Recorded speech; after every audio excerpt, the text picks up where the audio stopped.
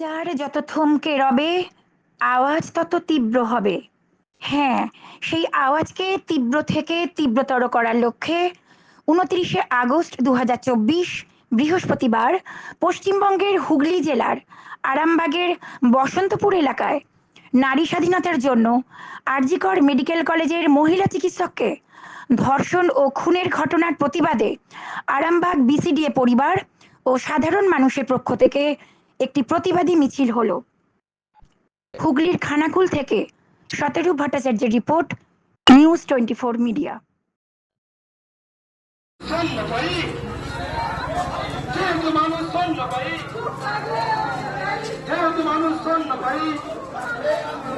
আজ মিছিলে শপথ নিন, আজ মিছিলে শপথ নিন, আজ মিছিলে শপথ নিন, আজ মিছিলে শপথ নিন। আরে বুকের ভেতর মৃত্যু শোক, প্রতিবাদে মৃত্যু শোক, বুকের ভেতর মৃত্যু শোক। শাস্তি চাই, শাস্তি হোক। প্রতিবাদ না, বুকের ভেতর মৃত্যু শোক, বুকের ভেতর মৃত্যু শোক, প্রতিবাদে মৃত্যু শোক। তোমার